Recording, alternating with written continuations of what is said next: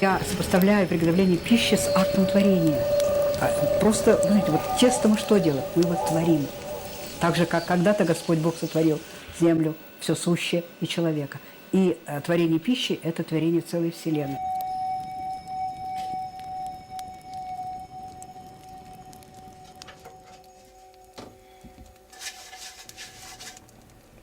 Сегодня баба Валя встала до зари, в 5 утра. Это обычно. Корова спать не дает, дел много. Несмотря на жару, топит бабушка печь. Плывет над деревней Удмурт-Лоза ароматный дымок. Пыхает в ведре тесто, гремит кочергой хозяйка. Задумала она большое дело. Хочет поставить на обеденный стол горку перепечей. Перепечи раньше удмурты готовили только в тех случаях, когда приезжает очень такой уважаемый гость. И по праздникам, по большим праздникам, наверное. Очень редко готовили перепечи на свою свадьбу.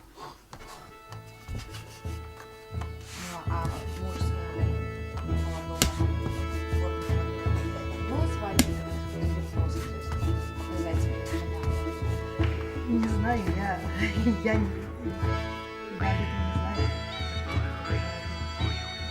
Мешано с яйцом и с луком. Накладываем. В кухне любого народа всегда есть несколько таких гостевых блюд. Русские блины и пироги, украинские вареники и борщ, бухарский плов и белорусские драники.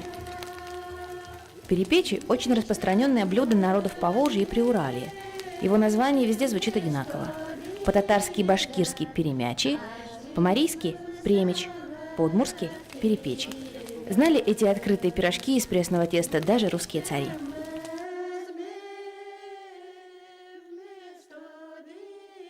Вот, например, на свадьбе Ивана Грозного была подана перепеча.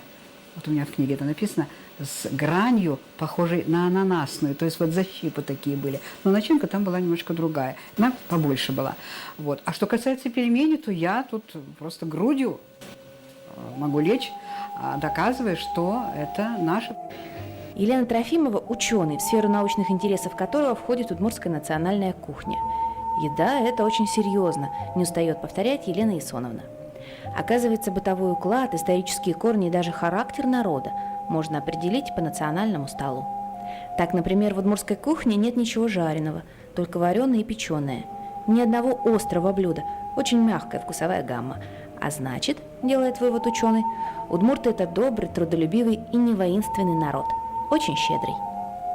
Щедрость удмуртов у меня появляется в том, ведь не очень богатый народ был, не очень богатый, сразу можно сказать, но если уж приглашали гостей, то ставили на стол такое количество блюд, чтобы было в несколько этажей, по крайней мере в 3 этажа. Понимаете как? Это вот называется вылащтыз-вылаз, то есть как бы одно на другое, но ставили таким образом, чтобы доступ к нижним блюдам был. Если вас пригласили на чашечку кофе где-нибудь в Западной Европе, так уж будьте уверены, ничего более чашечки кофе перед вами на стол не поставят.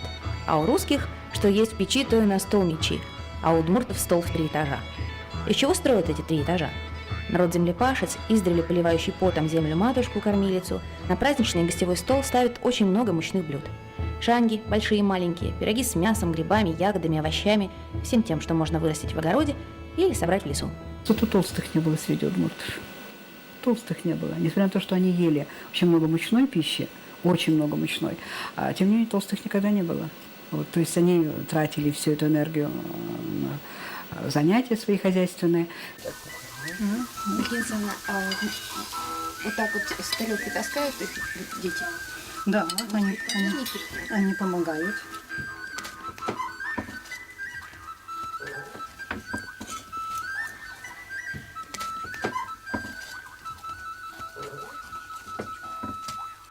Сейчас мы делаем шанишки. Тоже из пресного же теста, из такого же теста, с картошкой, с толченой, с пюре, как будто, да? Пюре делается с молоком, масло добавляется и тоже яйцо в пюре. И с кашей. Каша тоже, сначала каша варится на молоке, а потом уже добавляется Такие шанишки – одно из самых древнейших блюд. А еще более древнее блюдо, ритуальное блюдо – это каша, жук. И если в обычные дни мужчина на кухне не появлялся, то ритуальную кашу готовили только мужчины.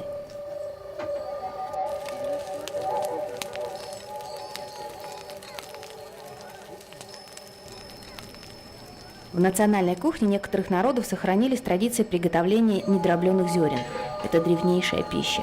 У удмуртов это уже не сохранилось, но каша до сих пор очень важная часть жизни людей. И не только питание, но и сознание. Без каши не обходится ни один обряд, ни одно повседневное питание. Это очень важный момент. И молодых провожают на первую брачную ночь. Варят кашу, между прочим, из нескольких видов зерен. Раздробляют эти самые. Вот в мировой этой этнографической науке это называется панспермия, так сказать, множество зерен, чтобы всякие были детки, и мальчики, и девочки, и рыженькие, и беленькие, и черненькие, всякие, как вот это вот самое зерно, из которого сварена эта каша. И много, чтобы их было. Муж, если жена, предположим, рожала, очень тяжело рожала, то муж заставляли есть пересоленную кашу. Да, это не только одно удовольствие мужчине, чтобы он помог этим самым жене в этот трудный период. Ну и самое знаменитое – это когда приглашали на кашу в честь рождения ребенка. Вот та самая зернышко, вот оно появилось, очередное зернышко.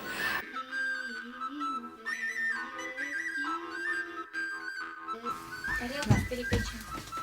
Неси. Но ведь начинаю стряпать с хорошим настроением. У меня так не бывало, чтобы у меня было плохое настроение перед тем, как стряпать. Как обычно приезжают дети, настроение хорошее. И вот поворачиваем с одного боку, с другого боку, чтобы хорошо испеклись одинаково. Вообще-то, конечно же, приготовлением еды занималась самая старшая женщина. Так и называли паращ. И даже чаще всего, то есть стряпуха. Даже муж чаще всего к жене, поскольку это была самая старшая женщина в семье, так и обращался паращ, стряпуха-то наша, кормилица наша, можно сказать. У стряпухи Валентины Александровны, как и в любом доме на севере Удмуртии, есть заветный шкафчик, где хранят запасы. В этих краях издревле очень развито собирательство. Грибы сушат, ягоды. Если 2 ведра малины лесной не собрали, год неудачный.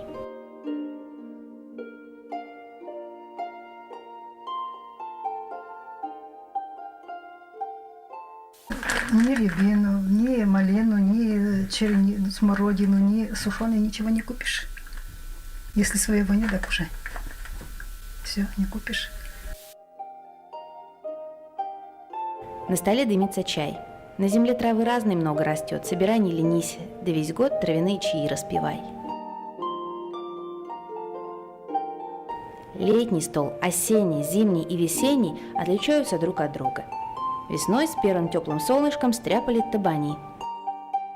Удмуртские табань, они очень сильно отличаются от блинов русских, я прибалтийские пробовала и другие разнообразные. Очень сильно отличаются. Казалось бы, ингредиенты те же самые, а вкус какой-то получается специфический.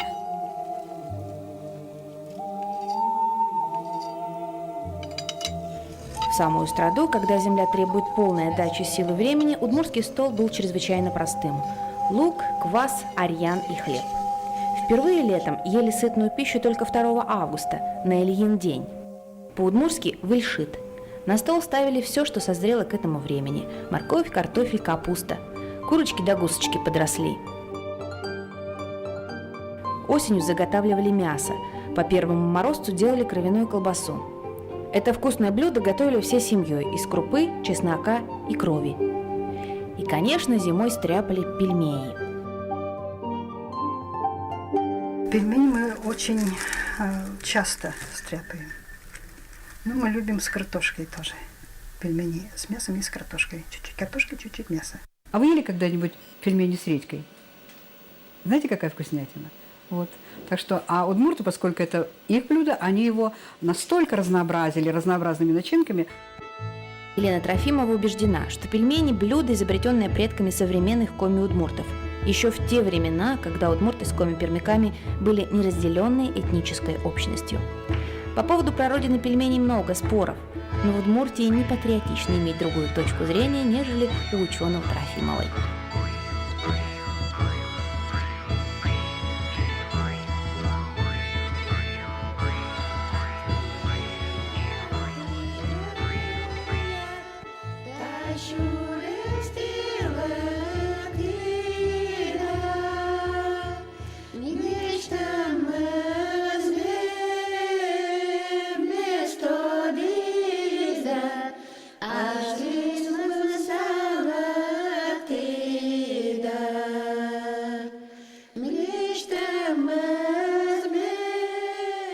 Все-таки я надеюсь, что это не должно уйти, не должно. Потому что народ, в запасе которого есть королевское блюдо пельмени, не может уйти вот с этой кулинарной сцены так просто. Мы есть то, что мы едим. Эту расхожую формулу стоит расширить. Мы есть то, что ели наши предки. Японцы веками ели суши, арабы – саранчу, а где-нибудь в Африке едят мясо крокодила. У нас в Удмуртии – перепечи и табани. А бананы, ананасы, мидии и шашлык для нас навсегда останутся экзотикой. И это единственно возможный вариант той мировой каши, которую сварил из нас Господь Бог.